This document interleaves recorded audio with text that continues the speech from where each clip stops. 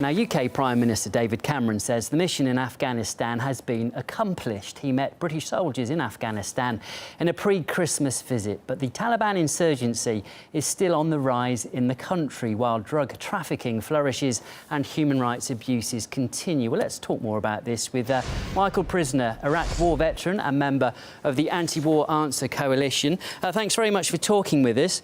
In your opinion, has the mission in Afghanistan really been accomplished? Is it no longer a Taliban stronghold?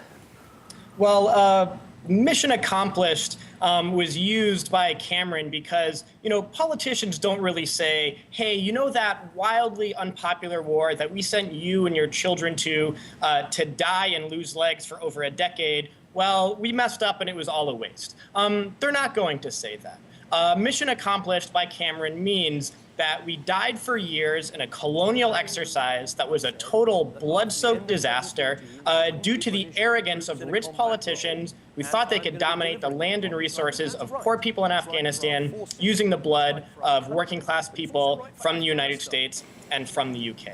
And it's almost, for Cameron to assert that there has been so-called progress against the insurgency there is an absolute fantasy. In fact, just very recently, the U.S. and NATO retreated from a key area in Helmand province and handed over a U.S.-controlled area to the Taliban in an area where in 2010, after soldiers were weary from over a decade of war, President Obama told the country, we know you're tired of war, we know we want everyone to leave Afghanistan, but just stick it out for a couple more years because the fight is in Helmand province. And they flooded over 30,000 new soldiers into Helmand because they were told that that's where we needed to fight. Hundreds died, hundreds lost limbs, and now that area, they're saying, well, it wasn't that important, and then we're leaving. OK, but generally speaking, though, there have been positives, haven't there? I mean, lives have been lost, soldiers have also died, but the situation, they would argue, is better now than it was before.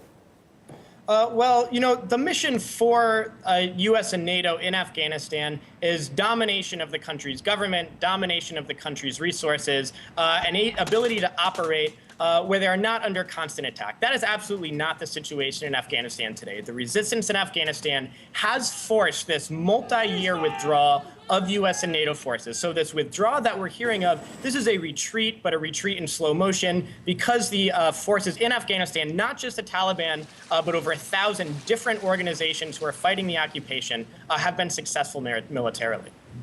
When these troops do leave, I mean, funding will still exist, won't it, for the Afghan army from abroad, and also for their police? Won't they be able to keep some sort of order? Well, order means propping up an unpopular puppet government that's really run by warlords and drug lords. That this is the only option, really, for U.S. and NATO powers who want to maintain some kind of victory in the country, some kind of victory of dominance in the country, knowing that it is very nearly impossible for them to keep troops in the country because of the success of the resistance and insurgency there. They think that if they just keep pouring billions of dollars to prop up this puppet military and puppet government, that they can maintain some dominance over the region or whatever government comes next. All right, we do have to leave it there, but thank you. That's Michael Prisner, an Iraq war veteran, a member of the Anti-War Answer Coalition. Thank you for coming on to RT.